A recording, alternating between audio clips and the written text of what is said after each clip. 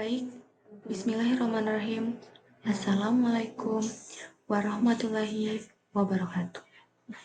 Om Swastiastu, Namo Buddhaya, salam kebajikan untuk kita semua. Pertama-tama dan yang paling utama, marilah kita panjatkan syukur kepada Allah Subhanahu wa Ta'ala karena berkat limpahan rahmat dan karunia-Nya, saya masih dapat diberi kesempatan untuk melakukan tugas presentase terkait sistem transportasi. Tak lupa pula saya ucapkan terima kasih kepada Bapak dosen Pak Agustan ST MSI. Baik, perkenalkan nama saya Ingrid Restudiode dengan NIM E1A1240111. Di sini saya akan membawakan materi presentasi saya yang berjudul Sistem Transportasi Darat dan Permasalahannya. Apa sih itu sistem? Secara umum, sistem adalah sekelompok bagian atau elemen yang saling berhubungan dan bekerja sama untuk mencapai tujuan tertentu. Bahkan atau lebih sederhananya lagi, yang dapat kita ketahui, sistem adalah suatu kesatuan yang terdiri dari bagian-bagian yang saling terkait dan berfungsi bersama-sama. Sedangkan itu, apa sih pengertian dari transportasi itu? Transportasi adalah kegiatan memindahkan atau mengangkut orang, barang, atau hewan dari satu tempat ke tempat lain menggunakan kendaraan atau alat angkut tertentu. Bahkan pengertian sederhananya itu transportasi itu seperti perpindahan dari titik A ke titik B. Bagaimana contohnya itu dalam kehidupan sehari-hari seperti kami masyarakat yang melakukan perpindahan dari satu daerah ke daerah lainnya.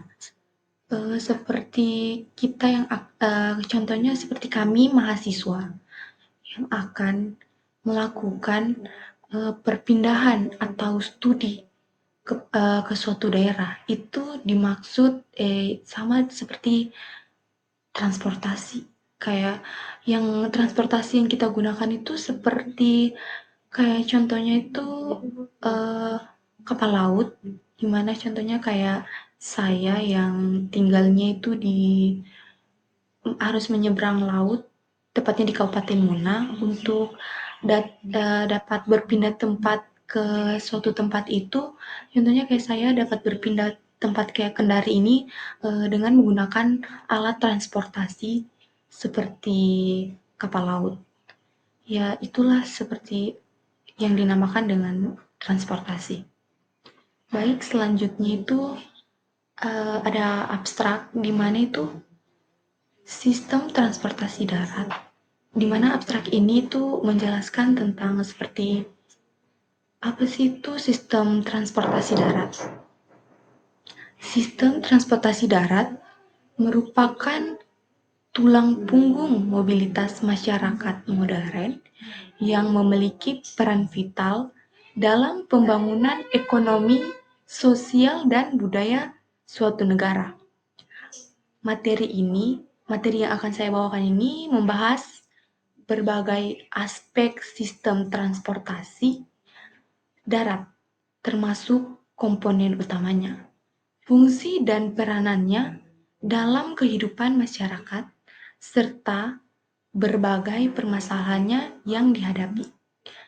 Analisis mendalam terhadap tantangan seperti kemacetan lalu lintas, polusi udara, keselamatan berkendara, dan keterbatasan infrastruktur memberikan gambaran komprehensif tentang kompleksitas permasalahan yang ada, dengan harapan dapat memberikan kontribusi dalam pengembangan sistem transportasi darat yang lebih efisien, berkelanjutan, dan ramah lingkungan. Selanjutnya di materi saya ini ada pengertian transportasi darat dan fungsinya. Transportasi darat adalah segala macam bentuk pemindahan barang atau manusia dari suatu tempat ke tempat yang lainnya dengan menggunakan sebuah moda transportasi atau kendaraan bermotor yang digerakkan dengan oleh manusia dengan dukungan suatu infrastruktur jalanan. Pergerakan ini ditunjukkan untuk mempermudah manusia melakukan aktivitas sehari-hari untuk memperoleh biaya hidup yang telah menjadi bagian dari integral dari kehidupan manusia sejak zaman kuno. Dari jalur perdagangan sutra hingga jalan raya modern, sistem transportasi darat terus berkembang mengikuti kebutuhan masyarakat yang semakin kompleks hingga jalan raya modern dalam era globalisasi dan urbanisasi yang pesat. Sistem transportasi darat menghadapi tantangan yang semakin besar dalam memenuhi mobilitas masyarakat yang terus meningkat. Indonesia sebagai negara kepulauan dengan populasi lebih dari 270 juta menghadapi berbagai permasalahan transportasi darat yang kompleks. Pertumbuhan ekonomi yang pesat, urbanisasi yang tak terkendali, dan peningkatan kepemilikan kendaraan pribadi telah mencapai tekanan besar terhadap sistem transportasi darat yang ada. Selanjutnya,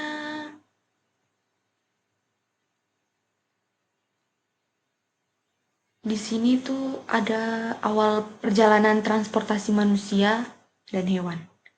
Pada masa awal peradaban, manusia belum mengenal mesin maupun kendaraan modern.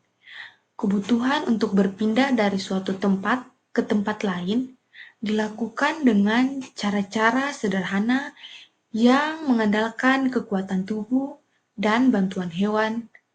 Transportasi manusia dengan berjalan kaki merupakan cara pertama dan paling alami yang dilakukan manusia untuk berpindah tempat. Hampir semua aktivitas, mulai dari berburu, mencari makanan, hingga berpindah tempat tinggal, dilakukan dengan berjalan atau menggunakan alat bantu sederhana seperti tandu, kereta dorong, atau rakit yang dibuat dari batang kayu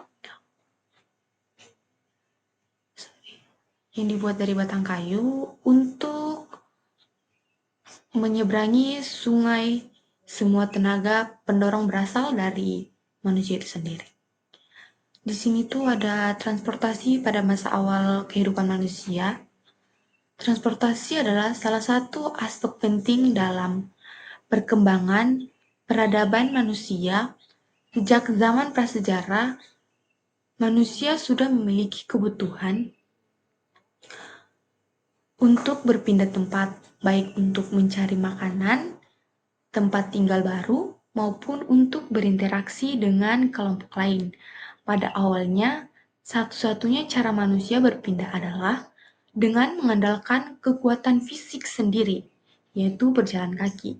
Manusia purba berpindah dari satu lokasi ke lokasi lain mengikuti ketersediaan sumber daya alam, misalnya hewan buruan dan air.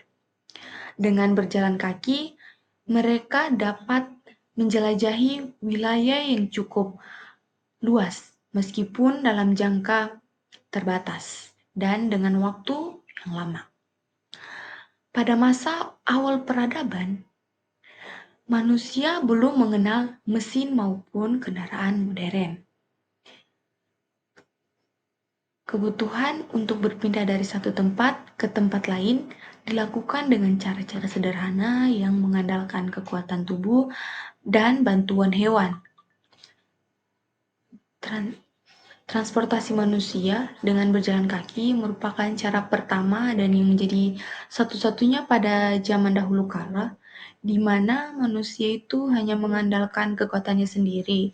Dengan seiring berjalannya waktu, manusia mulai mengembangkan suatu inovasi yang dimana itu adanya itu perkembangan roda, yang dimana roda itu dibuat semacam gerobak yang menggunakan alat bantu hewan sebagai alatnya untuk dapat berjalan. Dan seiring dengan berkembang waktu, kemudian ada yang manusia mulai mengembangkan lagi pola pikirnya dengan membuat sepeda, kemudian semakin maju lagi perkembangan manusia itu berkembang mulai ada yang dikembangkan namanya sepeda motor, kemudian ada mobil, bahkan sekarang itu transportasi darat itu sudah semakin canggih seperti ada yang namanya kereta kereta kereta api itu yang kereta listrik. Kemudian selain itu yang kedua itu seiring perkembangan peradaban, manusia mulai menjinakkan hewan. Ya, seperti yang sudah saya jelaskan yang lalu, yang tadi, sebagaimana itu manusia mulai memanfaatkan hewan-hewan untuk membantu perjalanan dan mengangkut barang. Hewan tunggang seperti kuda, unta, keledai, gajah, dan lembu menjadi sarana utama transportasi darat hewan. Di mana manusia menggunakan hewan itu sebagai penarik gerobak. Pedati dan kereta sederhana yang ditarik oleh sapi, kerbau, atau kuda memungkinkan manusia membawa lebih banyak barang dan menempuh jarak lebih jauh. Transportasi di daerah khusus seperti unta digunakan di padang pasir karena tahan panas dan jarang minum. Kemudian itu ada peran hewan dalam transportasi.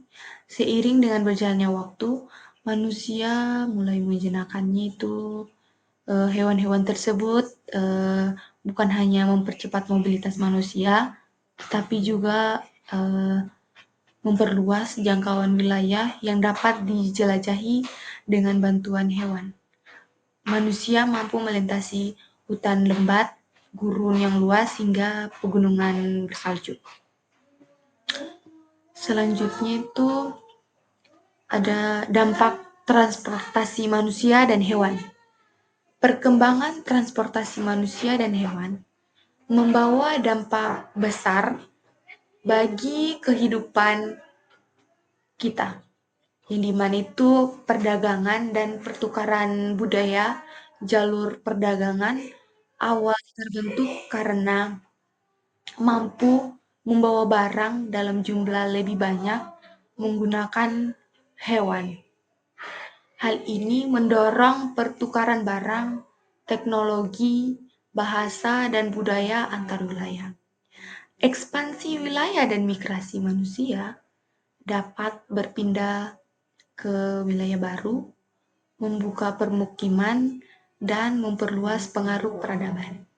Contohnya, bangsa nomaden di Asia Tengah banyak mengandalkan kuda untuk bermigrasi jarak jauh. Perkembangan militer dan politik dalam peperangan, hewan tunggang seperti kuda dan gajah menjadi faktor penentu kemenangan.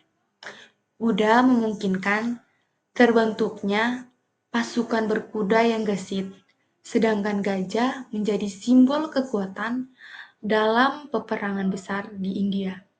Dasar bagi transportasi modern, konsep penggunaan tenaga luar atau selain manusia menjadi titik awal lahirnya transportasi mekanis dari hewan, penarik kereta, manusia, kemudian mengembangkan kendaraan beroda yang digerakkan oleh mesin. Baik, di slide selanjutnya itu di mana perpindahan kita masyarakat ini atau perpindahan manusia yang dimana dibilang itu transmigrasi. Perpindahan itu sendiri dilandasi akibat proses interaksi manusia karena adanya hukum keterbatasan yang mayoritas. Keterbatasan tersebut adalah keterbatasan produksi, ruang pekerjaan, dan bahan baku yang tidak selalu tersedia secara merata di muka bumi. Selain itu, faktor geografis bumi yang membatasi potensi dan sumber daya alam juga merupakan salah satu aspek pertimbangan dalam hukum keterbatasan. Dari hal tersebut, di atas terlihat bahwa kualitas dan perkembangan teknologi, sarana dan prasarana transportasi sangat mempengaruhi kelancaran kebutuhan pemindahan. Oleh karena itu, terdapat suatu hubungan yang kuat di antara aktivitas manusia dan transportasi seiring dengan perkembangan peradaban manusia. Transportasi dalam kehidupan masyarakat modern merupakan salah satu kesatuan rantai kehidupan yang berpengaruh dalam pembangunan baik segi ekonomi, sosial budaya maupun politik. Sebagaimana itu di bawah ada gambar lokasi di mana memperlihatkan bagaimana hubungan antara aktivitas manusia dan kebutuhan transportasi. Seterusnya, fungsi sarana dan prasarana transportasi dalam menopang kebutuhan aktivitas manusia secara lebih terperinci dapat didefinisikan sebagai mempercepat suatu pergerakan angkutan barang atau orang sebagai salah satu tuntutan dari semakin majunya aktivitas manusia. Kemudian itu yang kedua, mengurangi tahanan terhadap gerakan. Terus yang ketiga itu mengurangi kemungkinan barang atau orang yang diangkut. Dalam hal ini transportasi perlu mengadakan pemilihan jenis prasarana yang mampu melayani kegiatan manusia serta secara aman, nyaman, dan ekonomi. Di mana di bawah ini tuh ada sedikit semacam perputaran transportasi.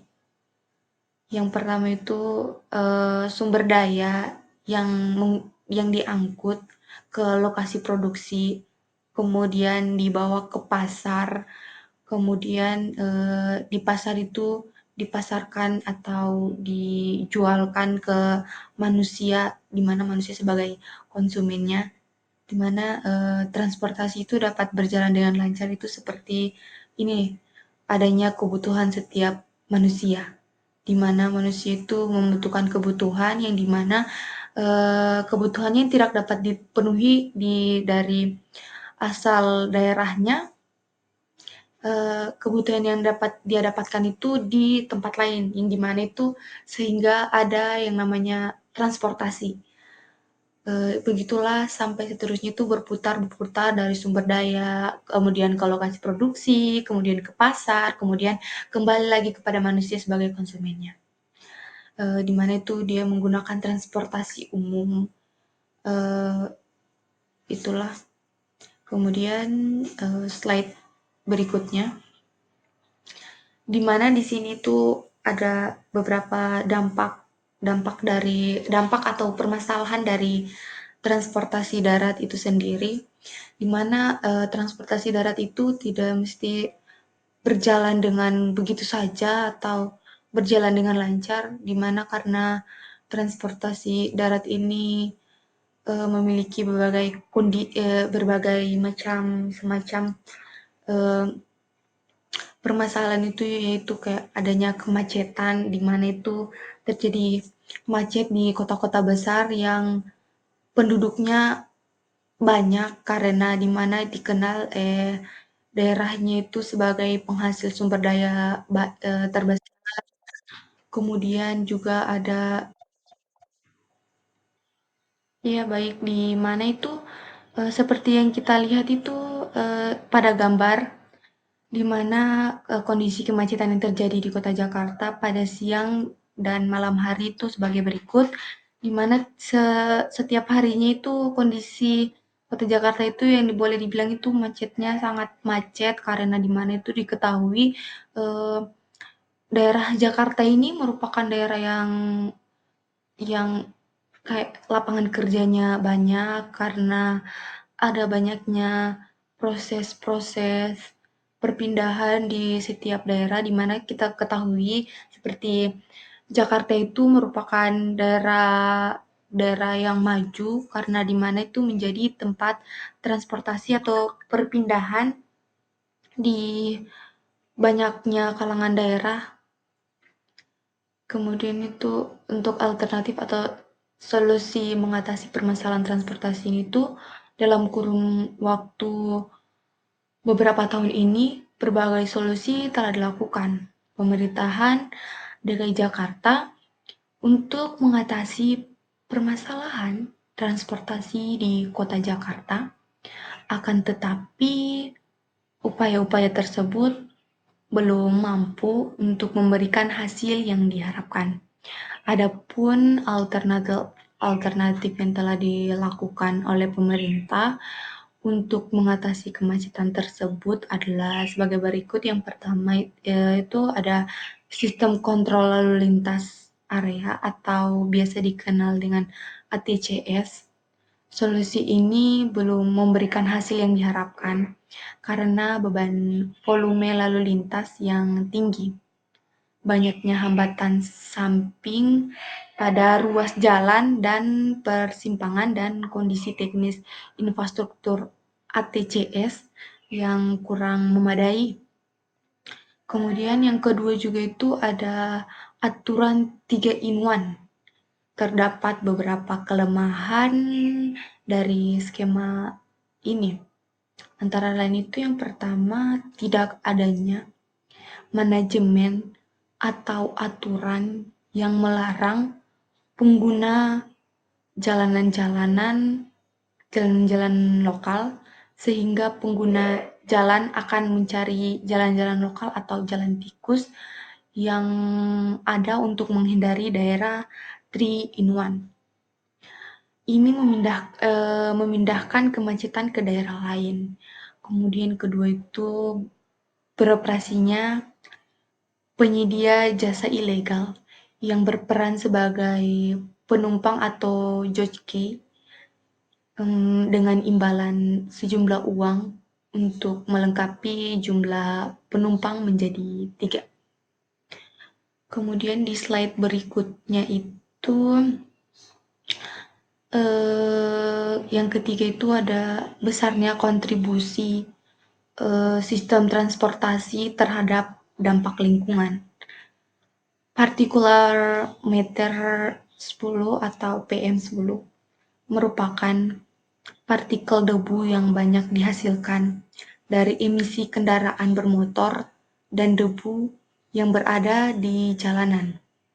Particulate matter 10 atau PM10 bersifat sangat mudah terhirup dan ya memiliki tingkat kelolosan yang tinggi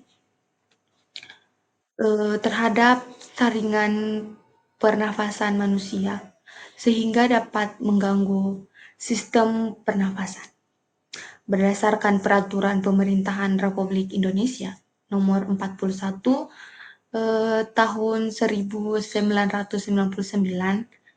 tanggal 26 Mei 1949, Bak Mutu Udara Ambien Ambien Nasional menyatakan bahwa kadar debu partikel 10 mikron di udara yang memenuhi syarat adalah tidak melebihi dari 150. Terus ada 23 dari 33 stasiun pemantauan kualitas udara menunjukkan kadar PM10 itu telah melebihi ambang batas. Bahkan terdapat 10 stasiun yang menunjukkan kadar PM10 mencapai lebih dari 2 kali lipat dari ambang batas yang telah ditetapkan. Kerugian ekonomi diakibatkan kualitas udara yang merupakan yang rendah, diperkirakan mencapai itu 2,8 triliun pada tahun 2022. Kemudian di samping ini itu ada juga beberapa tabel di mana tabel dampak kesehatan akibat polusi udara yang dimana itu ada polutan CO. Efek terhadap kesehatannya itu penurunan kemampuan sistem sirkulasi pernafasan dalam mengangkut oksigen. Selain itu juga kerusakan daya kemampuan dalam melakukan aktivitas yang membutuhkan konsentrasi, memperburuk penyakit kardiovaskular. Kemudian itu ada polutan NO2, di mana efek terhadap kesehatannya itu meningkatnya kerentanan terhadap penyakit pernafasan. Kemudian yang ketiga ada polutan O3. Efek terhadap kesehatannya itu penurunan fungsi paru-paru, di mana karena adanya polutan O3 ini paru-paru pada manusia itu dapat terganggu.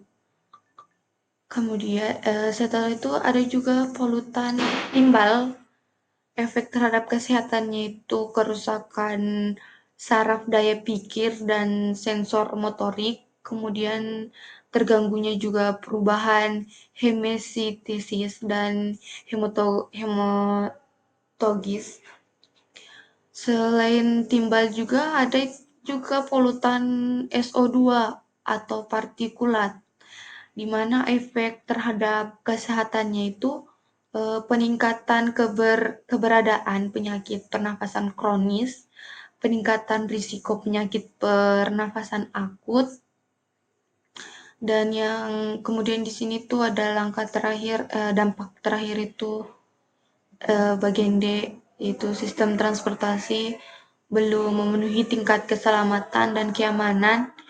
Jumlah korban kecelakaan di jalan tol dalam kota mengalami penurunan dari sekitar 380 pada tahun 1995 menjadi sekitar 2000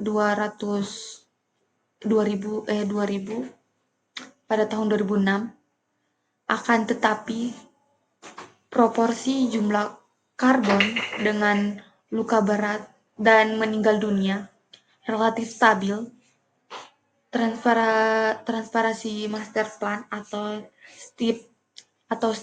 STIRAP oleh JICA atau Bappenas menunjukkan jika sampai tahun 2020 tidak ada perbaikan yang dilakukan pada sistem estimasi kerugian ekonomi yang terjadi sebesar 28,1 triliun. Kerugian nilai waktu perjalanan yang mencapai 36,9 triliun. Melihat kondisi kemacetan di kota Jakarta yang semakin hari semakin bertambah parah dan faktor kerugian yang tidak sedikit dari akibat kemacetan tersebut, tentunya kita tidak akan bisa tinggal diam. Selanjutnya itu ada pengembangan bus rapid transit atau BRT. Solusi ini juga belum memberikan hasil yang optimal. Busway belum bisa berbuat banyak untuk menarik minat pengguna kendaraan pribadi. Hal ini dimungkinkan terjadi karena opportunity cost dan standar kebutuhan kenyamanan pengguna kendaraan pribadi relatif tinggi, di mana hal ini belum mampu dipenuhi oleh busway, serta daerah pelayanan yang terbatas dan belum menjangkau daerah pinggiran Jakarta. Selain itu, ada juga pembangunan ruas jalan tol dalam kota yang dimana itu dalam beberapa tahun terakhir telah dibangun beberapa ruas jalan tol di kota Jakarta sebagai upaya untuk menambah kapasitas jaringan jalan di Jakarta. Seperti yang kita ketahui itu, Jakarta itu dikenal dengan permasalahan transportasi itu yang dimana setiap harinya itu adanya kemacetan maupun pagi, siang, bahkan malam. Kemacetan di Jakarta itu sangat-sangatlah padat. Kemudian itu berdasarkan data dari Dishub DKI Jakarta di tahun 2010 itu pertumbuhan kendaraan itu mencapai 1.172 unit setiap harinya. Bahkan mungkin untuk data di tahun 2025 ini yang sekitar 15 tahun ini pencapaian kendaraan itu setiap harinya itu mencapai ratusan ribu unit. Sedangkan itu ada 1,3 juta kendaraan baru di Jakarta dari hasil penelitian. Kita dapat bayangkan bagaimana keadaan Jakarta 3 tahun yang akan datang atau bahkan 10 tahun yang akan datang dengan adanya perkembangan zaman yang saat ini, di mana itu adanya berbagai macam transportasi terbaru yang sampai saat ini tuh ada yang namanya transportasi listrik yang dimana itu salah satu juga cara atau inisiatif dari kita untuk mengurangi permasalahan-permasalahan yang ada di Indonesia, yaitu permasalahan karena adanya polutan kendaraan bermotor, bahkan kendaraan-kendaraan lainnya. Hingga saat ini tuh transportasi pun berkembang dapat dikembangkan menjadi ada yang namanya itu transportasi listrik yang bahan bakunya itu tidak membutuhkan lagi bahan bakar seperti bensin. Dia sekarang itu cukup menggunakan dicas saja begitu untuk kendaraan saat ini karena semakin berkembangnya teknologi. Selain itu juga ada itu penetapan harga jalan elektronik atau ERP merupakan kebijakan sistem transportasi yang berkelanjutan atau Sustainable Transport System Policy adalah manajemen perpindahan perjalanan atau travel management. Secara umum, tujuan dari kebijakan travel management adalah untuk mendorong pengguna jalan untuk mengurangi perjalanan yang relatif tidak perlu atau terutama pengguna kendaraan pribadi dan mendorong pengguna moda transportasi yang lebih efektif, lebih sehat dan ramah lingkungan. Kebijakan travel damage management dapat dikelompokkan menjadi 3 grup, yaitu instrumen regulasi atau regulation instrument, persetujuan kerjasama atau komparatif, dan instrumen-instrumen ekonomi. Sebagaimana itu ada namanya yang pertama regulasi instrumen umumnya ditetapkan oleh pemerintah dan berisi standar-standar, larangan-larangan, dan prosedur administrasi untuk mengurangi penggunaan kendaraan pribadi. Sebagai contoh, penetapan bebas kendaraan, melarang kendaraan pribadi untuk wilayah tertentu, batas jumlah pendudukan lebih dari 3, Kemudian yang ketiga itu comparative instrument adalah keterlibatan individu, perusahaan swasta, atau institusi pemerintah dalam mengurangi kemacetan lalu lintas, sebagai contoh carpooling. Yang ketiga itu ada ekonomi instrumen menggunakan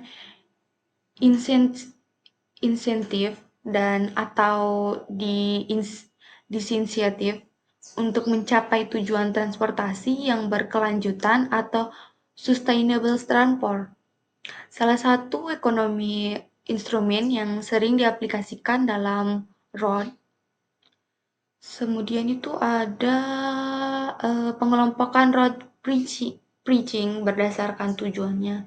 Sebagaimana seperti tabel yang sudah saya tampilkan, di mana itu ada pengenaan biaya atas penggunaan jalan-jalan tertentu, yang di mana itu bertujuan untuk meningkatkan pendapatan dan investasi. Kemudian ada pengenaan biaya didasarkan atas kepadatan lalu lintas. Jika lalu lintas padat, maka biaya yang dikenakan akan tinggi. Namun sebaliknya, jika lalu lintas tidak padat, maka biaya yang dikenakan akan rendah, di mana itu bertujuan untuk meningkatkan pendapatan untuk mengurangi kemacetan. Kemudian ada pengenaan biaya atas penggunaan jalan-jalan tertentu bertujuan untuk mengurangi kemacetan di pusat-pusat kota.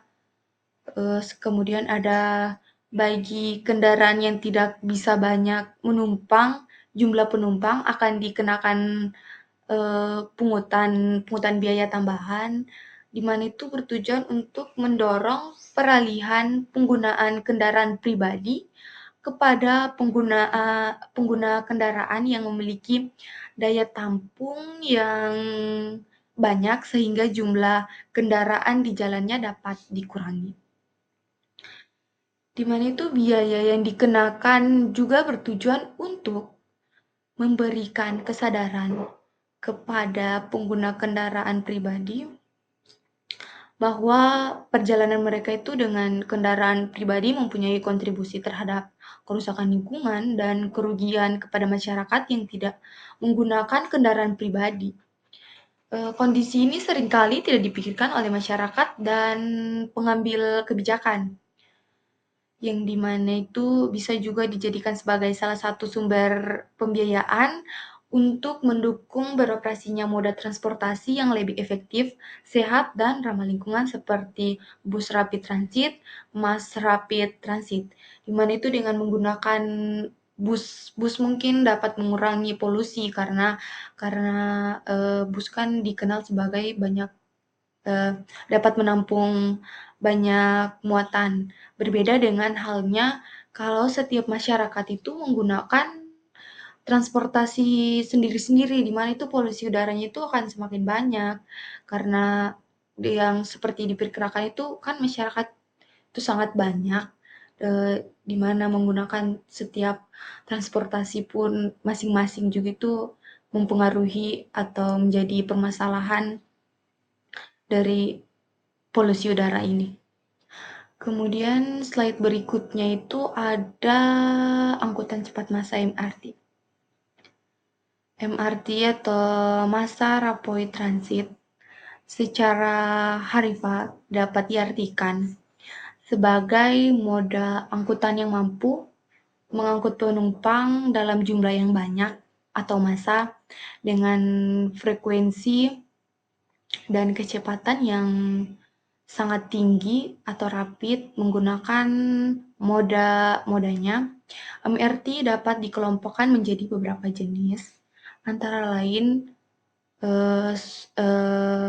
subway, tram, dan monorail. MRT bagian dari solusi transportasi. MRT mampu mengangkut penumpang dari satu titik asal ke titik tujuan secara cepat dalam jumlah yang besar. Namun, Selain MRT, untuk mengatasi kemacetan diperlukan langkah-langkah lain seperti peningkatan disiplin lalu lintas, pembatasan volume lalu lintas, mendorong pengguna kendaraan pribadi. Pemerintah Indonesia juga itu akan membutuhkan sistem MRT untuk mengatasi kemacetan di Jakarta dan sekitarnya. Mass Rapid Transit Jakarta atau MRT Jakarta yang berbasis rel rencananya itu akan membentang kurang lebih 110,8 km yang terdiri dari koridor selatan utara. Di sini tuh saya tuh membahas atau mengambil permasalahan kendaraan umum darat itu di daerah Jakarta karena sebagaimana itu kayak kita ketahui sendiri tuh kota Jakarta itu menjadi kota besar yang dimana itu penduduknya itu sangat padat, sangat padat eh, sangat padat dan juga itu ada namanya Eee, permasalahan lalu lintas lah yang di mana itu lalu lintasnya itu sangat padat, polusinya pun sangat padat, boleh dikata itu Jakarta saat ini tuh udaranya sudah sangat tidak sehat. Kemudian itu studi kelayakan untuk fase angkutan cepat massal atau MRT ini tuh di Jakarta sudah mulai dikembangkan, yang di mana itu, jalur Lebak Bulwatas Bundaran HI ini telah dari jalan yang layang dan terowongan bawah tanah dengan 13 stasiun, 7 diantaranya itu eh, merupakan stasiun layang dan 6 stasiun bawah tanah yang terintegrasi dengan moda transportasi seperti bus kota, busway, dan kereta api untuk eh, jarak tempuh yang lumayan jauh, maka dibutuhkannya itu seperti angkutan cepat massal MRT ini, di mana itu seperti contohnya itu kayak eh, kereta cepat itu dari Jakarta ke Bandung. Itu membutuhkan waktu yang sangat cepat karena adanya inovasi teknologi terbaru yang seperti kita kenal itu kayak eh, kereta kereta kilat lah atau kereta cepat. Kemudian di slide berikutnya itu ada di mana itu ada seperti yang sudah saya bahas tadi itu transportasi modern yang saat ini yang ada itu kayak kereta cepat ini. Di Indonesia, pembangunan jalan raya modern dimulai secara serius pada era Orde Baru dengan berdirinya Jalan Tol Jagorawi. Kemudian pada tahun 1978 yang menghubungkan Jakarta, Bogor, dan Ciawi. Proyek tersebut menjadi tidak penting yang kemudian diikuti oleh pembangunan jaringan tol Trans Jawa, Trans Sumatera, dan berbagai jalan tol lainnya di Kalimantan, Sulawesi, serta Bali. Jalan raya modern di Indonesia tidak hanya mempermudah pergerakan manusia, tetapi menjadi juga jalur utama distribusi logistik antar wilayah. Kehadiran jalan tol sehingga mendukung pertumbuhan ekonomi daerah-daerah yang sebelumnya terlindungi. Transportasi jalan raya modern juga semakin erat kaitannya dengan kemajuan teknologi kendaraan.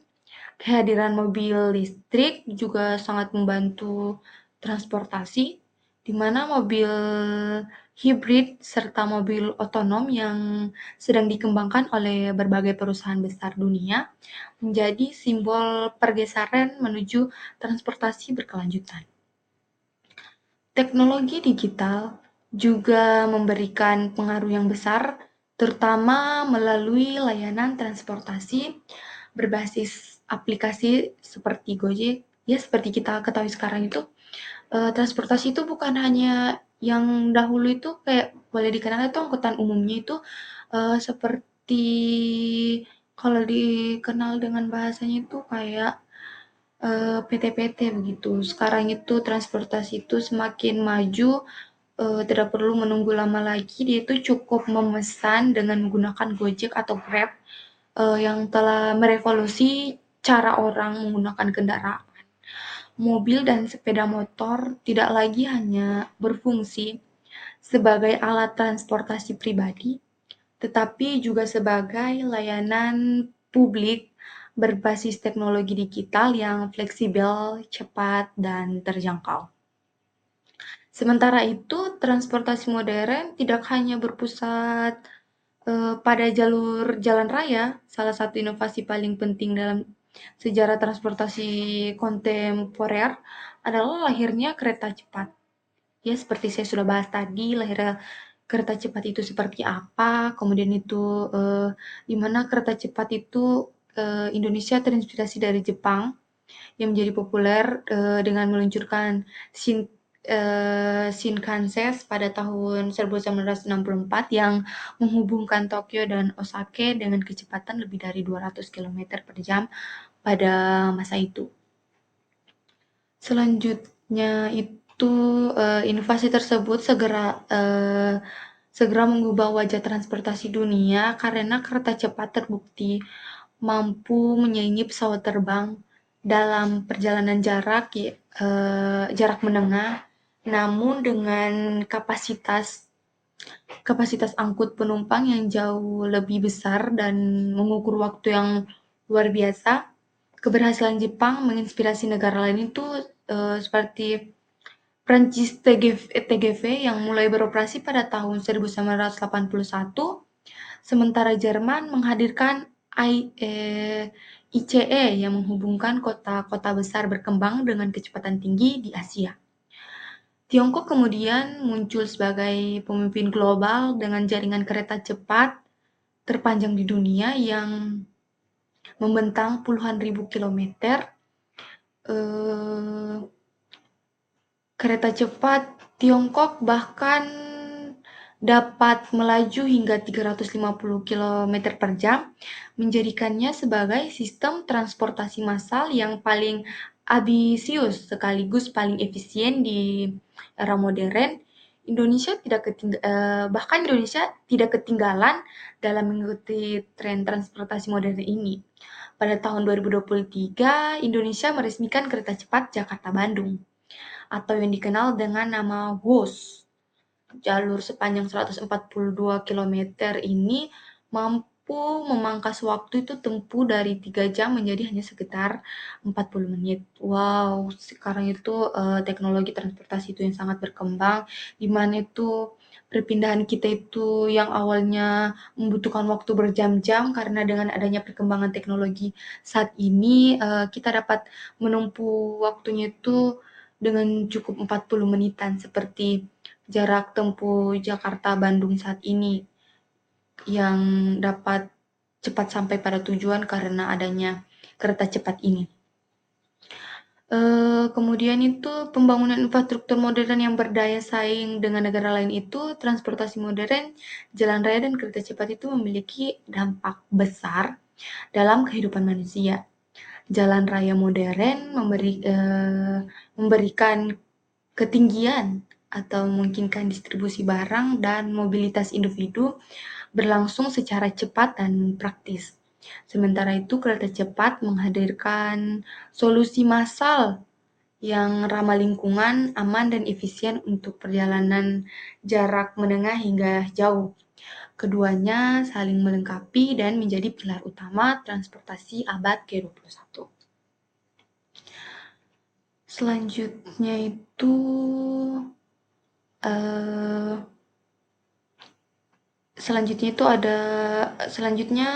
namun perkembangan ini juga membawa tantangan baru seperti kemacetan, polusi, kecelakaan di jalan raya, serta kebutuhan energi besar yang menuntut adanya inovasi berkelanjutan dalam kebijakan transportasi yang lebih visioner. Di satu sisi, pembangunan jalan raya yang semakin luas dan modern memang mampu memperlancar arus kendaraan.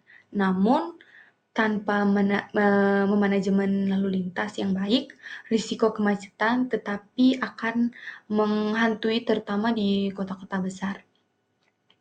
Di mana di kota-kota besar ini, dengan tingkat urbanisasi yang tinggi, polusi udara dari emisi kendaraan berbahan bakar fosil juga menjadi ancaman serius terhadap kesehatan manusia dan lingkungan. Ya itulah, di mana itu di mana, seperti judul yang sudah saya bahas itu sistem transportasi dan permasalahannya. Tidak jauh-jauh permasalahan dari transportasi transportasi transportasi umum ini, transportasi darat, di mana itu permasalahannya itu yang ada itu pada kemacetan, permasalahan juga polusi, bahkan permasalahan ekonomi, di mana itu yang pertama itu, eee, permasalahan, eee, permasalahan kemacetan itu yang pertama, menghambat pekerjaan kita atau menghambat kegiatan kita yang di mana itu, waktu yang kita butuhkan untuk menempuh di satu tempat itu hanya membutuhkan 1 jaman karena adanya suatu kemacetan kayak kita dapat tertahan lama di suatu tempat. Kemudian itu permasalahan yang kedua itu permasalahan terkait, eee, pencemaran udara atau polusi udara dari kendaraan itu sendiri.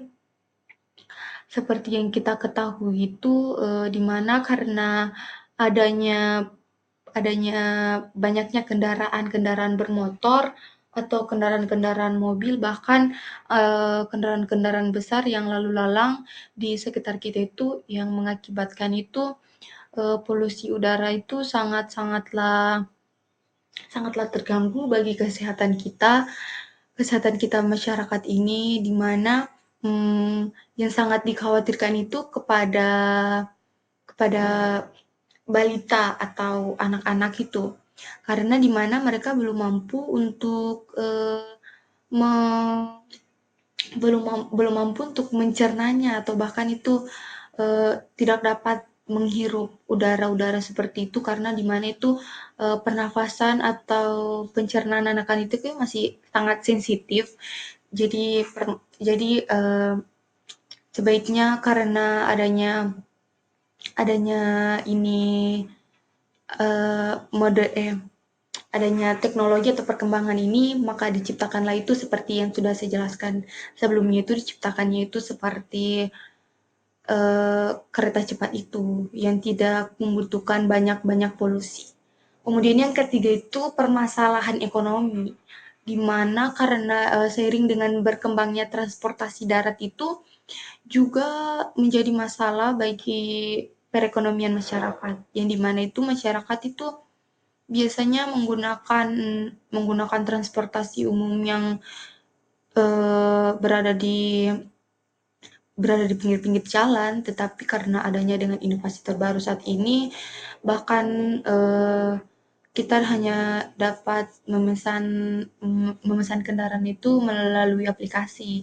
Kita dapat berpergian itu memesan kendaraan itu hanya bisa lewat kendaraan lewat pemesanan, lewat Gojek seperti itu.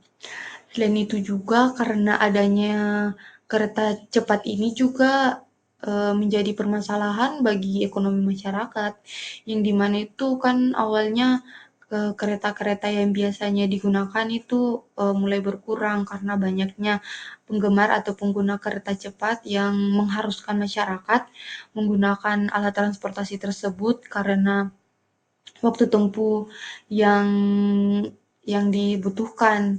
Seperti saat ini kan diketahui eh, wilayah-wilayah atau transportasi-transportasi yang digunakan itu sangatlah berkembang.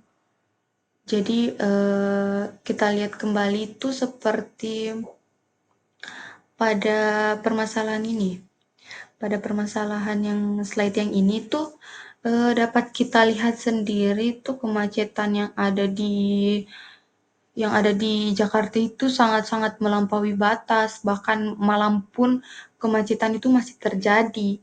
Di mana, karena kepadatan penduduk ini, bahkan sekarang itu, ibu kota itu sudah dipindahkan karena banyaknya kemacetan seperti ini, banyaknya penduduk, karena kita ketahui sendiri kan Jakarta itu sebagai kota terkenal atau kota kota yang maju karena di sana itu menjadi daerah-daerah maju, jadi daerah kalau boleh dibilang itu menjadi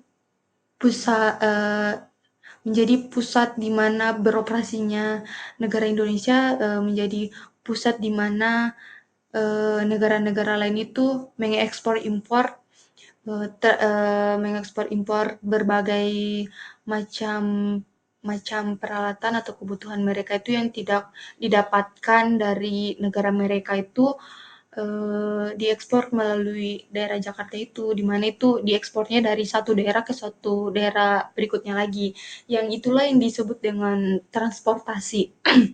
Di mana transportasi itu kan juga dikenal sebagai seperti yang sudah kita ketahui itu sistem transportasi itu adalah eh, sistem perpindahan suatu masyarakat barang barang dan jasa itu berkembang atau berpindah dari satu tempat ke tempat lain untuk mencapai tujuan tertentu. Tujuan tertentu yang dimaksud ini itu seperti kayak eh, negara negara Korea membutuhkan di mana kan negara Korea itu bukan berarti negara negara yang mayoritas penduduknya itu bukan hanya asli dari itu, diketahui secara langsung itu warga-warga Indonesia juga pun banyak yang tinggal dan berdomisili di Korea itu, sebagaimana kebutuhan-kebutuhan masyarakat-masyarakat yang tinggal di Korea itu, kebutuhan masyarakat Indonesia tinggal di Korea itu kan otomatis belum terpenuhi semua. Oleh karena itu, eh, di mana itu perpindahan barang-barang yang dibutuhkan dari Indonesia ke Korea itu dapat terekspor impor melalui transportasi yang ada ini, seperti mungkin kita ketahui sendiri itu transportasi darat dengan cepat itu seperti dapat pesawat untuk memudahkan kita masyarakat untuk dapat sampai dengan cepat ke ini ke suatu tempat barang dan jasa yang akan kita butuhkan. Ini seperti kita ketahui langsung permasalahan dan juga inti dari eh, materi yang saya bawakan ini sistem transportasi darat dan permasalahannya. Permasalahan yang saya ambil di sini itu ada 3, yang dimana itu permasalahan kemacetan, permasalahan polusi udara, dan permasalahan ekonomi. Selanjutnya itu di sini juga ada yang dimana transportasi itu sudah semakin berkembang dari transportasi kuno kini menjadi transportasi modern melalui jalan raya dan kereta cepat pada akhirnya eh, mewakili wajah peradaban manusia yang terus beradaptasi dengan kebutuhan mobilitas yang kian kompleks agar dapat terus berkembang. Keduanya memerlukan sinergi antara teknologi, kebijakan publik, dan kesadaran masyarakat dalam mendorong keinginan. Jika mampu diatur dengan baik, sistem transportasi modern tidak hanya menjadi sarana perpindahan, tetapi juga fondasi bagi terciptanya pembangunan ekonomi yang inklusif, lingkungan yang lebih sehat, serta masa depan mobilitas manusia yang lebih cerdas dan berkelanjutan. Selanjutnya, Kesimpulannya itu, perjalanan sejarah transportasi darat adalah cerita tentang kreatif, kebutuhan dan keberanian manusia menghadapi tantangan, dari berjalan kaki di jalan setapak, menjinakkan hewan, menciptakan roda, hingga merancang kendaraan bermotor canggih, semua itu menunjukkan proses evolusi panjang. Roda menjadi simbol revolusi awal, mesin uap dan mesin bensin melanjutkan estafet, sementara kendaraan modern membawa manusia ke masa depan yang lebih cepat dan efisien. Transportasi darat bukan hanya penopang perdagangan dan mobilitas, tetapi juga penentu jalannya sejarah dunia, termasuk dalam peperangan. Kini tantangan yang dihadapi adalah bagaimana menciptakan yang berkelanjutan, ramah lingkungan, dan tetap mampu memenuhi kebutuhan manusia yang terus berkembang dengan melihat sejarahnya. Kita belajar bahwa inovasi selalu lahir dari kebutuhan dan transportasi darat akan terus berkembang mengikuti zaman. Jadi itulah kesimpulan dari saya. Seperti kita ketahui itu, permasalahan-permasalahan yang ada pada transportasi darat itu, bahkan diketahui kan transportasi darat itu bukan berarti berjalan dengan lancar. Permasalahan yang ada itu karena adanya permasalahan ya seperti ini, permasalahan kemacetan, permasalahan polusi udara, bahkan permasalahan ekonomi juga. Itulah dia sedikit materi dari saya itu terkait sistem transportasi sistem transportasi darat dan permasalahannya yang sudah saya paparkan. Mohon maaf yang sudah saya paparkan.